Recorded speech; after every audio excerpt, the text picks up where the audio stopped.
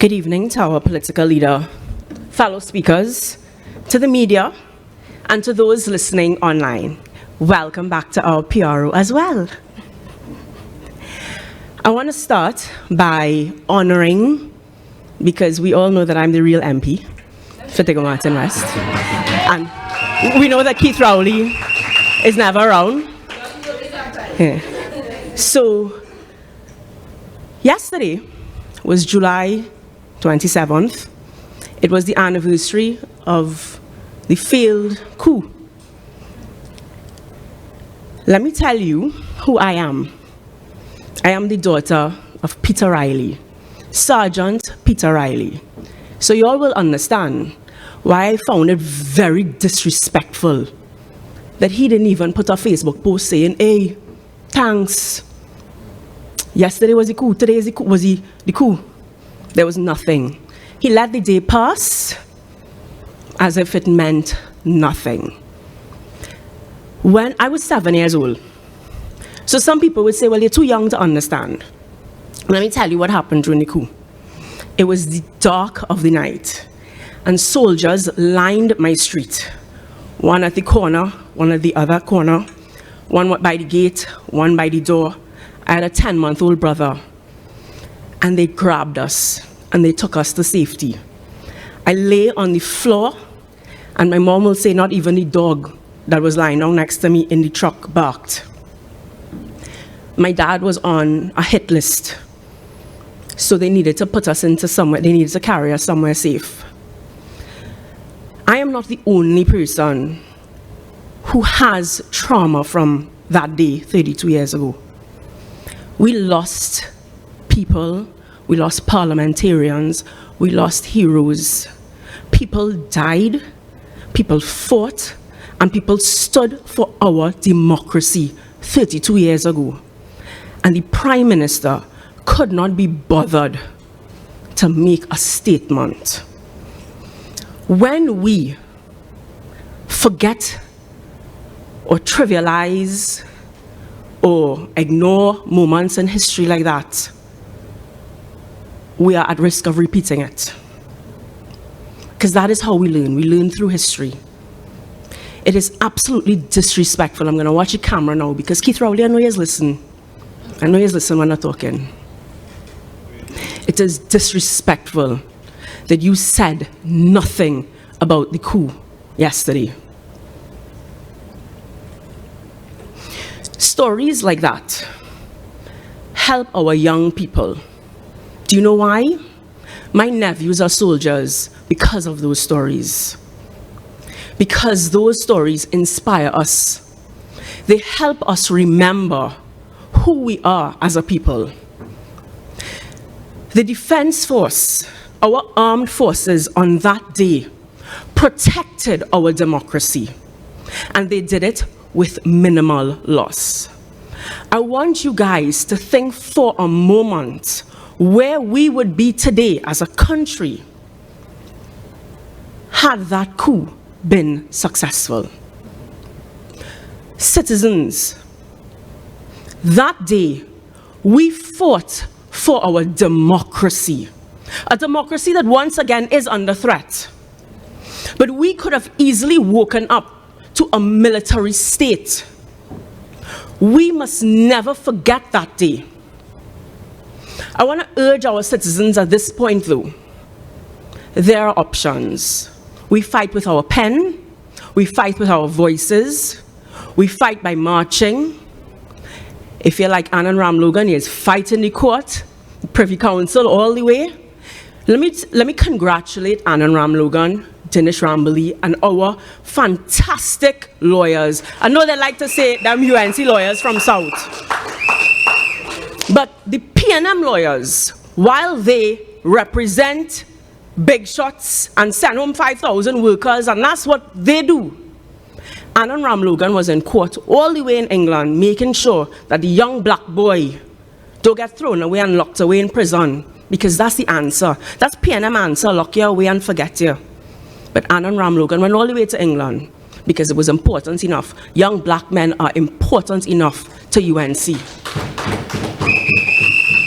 So I want to urge our citizens, I know right now it feels like it felt in the 80s, because that's PNM. After 10 years, when they get them 2 terms in office, they just mash it up to that point. That's how it is.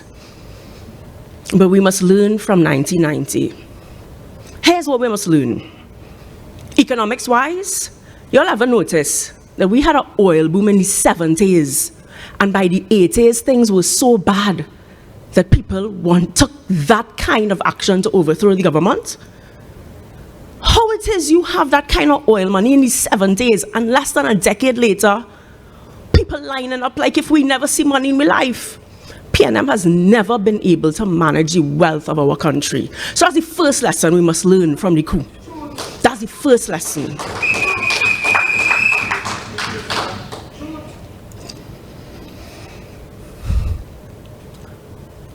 We have to stand up. We have to fight. Our country is at stake. Do not wait until it gets to a boiling point where we feel like we have no other choice but to overthrow a government. Now is the time. One of my sisters spoke about the Women's Arms and the constant marches and the protests that happen from east, west, north, south. Join with us. Get involved. We have a legal team that challenges this government. In fact, Faris always like to say, UNC wasting money because we're always in court. We will use whatever tools we have to get accountability and to get action from this government. I want to go to one more thing before I close. But we normally have a timer. Where's my timer? Well, you know I could talk all night if you give me a chance. Huh? You'll tell me? What? I don't know what you're telling me, Kirk. Right. I want to go to one more thing. We had some athletes, and it's not the first time, but this time, I guess, it hit home a little bit closer. Because a few months ago, about a month ago, some of my hockey colleagues called and said, Marsha, we needed to speak up. I said, no, y'all need to speak up. Every time I speak, y'all have to understand that now, because I wear yellow, people say you're making it political, you're making it political, you're making it political. This time I always used to be a big mouth, I always used to be protesting. Nobody remember that I used to protest from a child's school when they closed it down, all kind of thing. Nobody remember that. All of a sudden, now we're in yellow, I'm making it political and I'm anti-PNM. So I say, y'all need to step up. I said, no. So gosh, we don't want to get involved, we don't want to get involved. I say, well then only deal with it. So if you have no problem with the national team not having somewhere to train, then deal with it. So Kobe, use raise all the concerns. I say, well, my days for sports done, you know. All I need to deal with it. That's not the area that I shadow. I go pass it on to Anil and Naked. But me talking for y'all. And that is what I want to urge citizens to do. You see, let's pick up the phone and ask somebody else to deal with it. We had 4 young ladies stay back on an under-16 tour. Y'all hear any ages? Many from what would be considered, you know, PNM like to call them ghetto, at risk, all kind of names they find for young ladies and for communities. But many of them from at-risk communities. We talk about steering young people away from crime. But Shamfa, well, you would have seen the video, so I try not to be too angry tonight, right? You know, in a suit and thing, showing people, you know, I could be cool and calm. I'm trying. But Shamfa, when you take on a ministry, in fact, all ministries are important, but I guess this one impacts youth, and you all know I'm passionate about the youth. We need to adopt an attitude of can-do. Many moons ago, I used to be a general manager. And the one thing that I knew, that I understood was, we could get it done. Just find a way. Find a way to get it done. So, okay, you're saying the governing bodies this and the governing bodies that. First of all, you had 2 years where sports was shut down. Nobody was touring. No national teams were going anywhere. That would have been a perfect opportunity for you, Shamfa, to go to the national governing bodies and say, hey, I notice your account's not in order. Is there anything we can do to help you to bring it up to speed? You had 2 years to sit and help these governing bodies get their books in order. Of course, it would have been a little bit hypocritical, and that may be why a government like yours, who have audited accounts outstanding for God knows how long, no transparency, no accountability, so I can understand why you would not have been able to go to the governing bodies and say, hey, I can't get no more money, you know. I send that speech, by the way, to every senator and every MP, because budget coming. So anybody who talk about transparency and they want to ask for more money and they ain't giving all, I see MP, I will send you the quotation, because she tell the governing body, until you bring audited accounts, I can't release no more money. So let best hold on to that quote, because they go come for more money and you know they didn't produce no audited accounts, right? But 4 young ladies did not go on a tour. They're playing right now. I was watching the game coming up, and those the 8 that went playing their heart out. They're playing short. They don't have the subs. Anybody who understands sports, I know you will. I know my good friend will speak after me. You will understand the pressure. They were in the airport, reaching late, just in time, tired, exhausted to play matches. Where was the attitude of, we can get it done? And tonight I want to salute MP Mohit, because a lot of the young ladies came from her constituency, and at the very last minute, we said, let's reach out to the MPs. I see, well, all right, one is Maloney. I said, well, I can't help all of there. One is Point Fortin, I can't help all of there. I said, anybody from the UNC constituencies, because I know I could get help if all they come from the UNC constituencies. Thank God, we find some ladies, and true to form, MP Mohit did not say, well, all they now coming to me, what I go do? I can't do nothing. She said, give me the information. What can I do? How can I do? She went, she looked for sponsors, she did what she can do. And then to the very end, even when she found some money, she said, let's look for tickets. We can't find tickets. She's looking for tickets. She herself looking for tickets. She was messaging parents, let me know when they reach safe. That is what we needed from you, Shamfa. That is the attitude we needed from you. You don't stand up there and say, well, they don't have all their house together. You don't have your house together. Apart from being a hypocrite. But when your prime minister will come and say, no, we need you all to work with us, work with us, work with us. Where were you to work with our team? Where were you to say, let me help, let me get involved? That is the difference. That is the difference. That's the difference between UNC and PNM. Tonight, I want to close by urging citizens. You see that rhetoric, that PNM propaganda? I hear Nabila talk about the propaganda machine. You see that underground messaging that like to talk about UNC, PNM, same thing? We are never the same thing. Call, pick up the phone, get the information. We will never be the same thing. I just showed you all a difference in attitude between one MP and another MP. Get involved.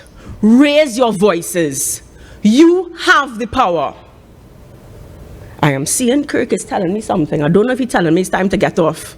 I don't know. Check my phone. I check my phone. All right, let me check my phone before I come off, and then I realize he's trying to tell me. So, my time is up. Well, that's what he was trying to tell me. I tell all about the clock. We can go on forever. I hope the following speakers, because I know we have real firepower coming. I know. Well, they better have some way of telling them where to go, eh? Right.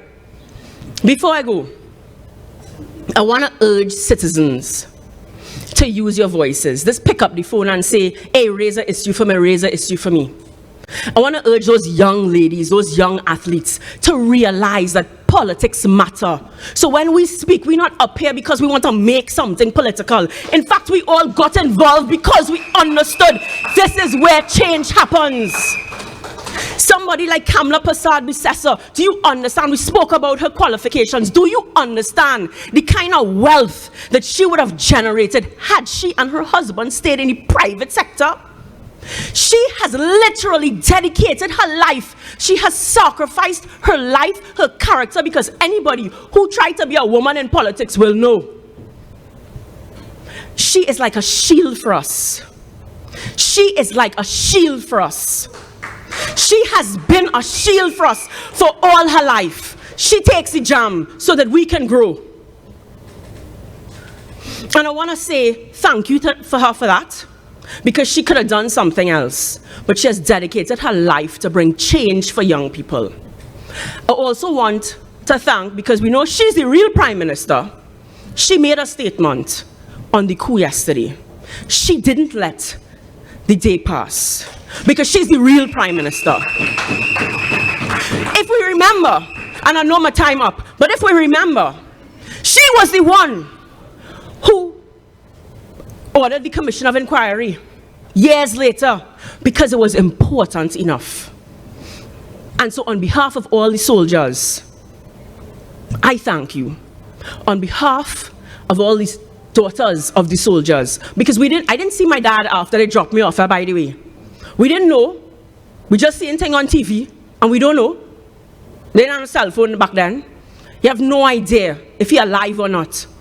So I want to thank the real Prime Minister of this country, Kamla Persad-Bissessar, for taking the time yesterday to honor those men and women and to acknowledge the day.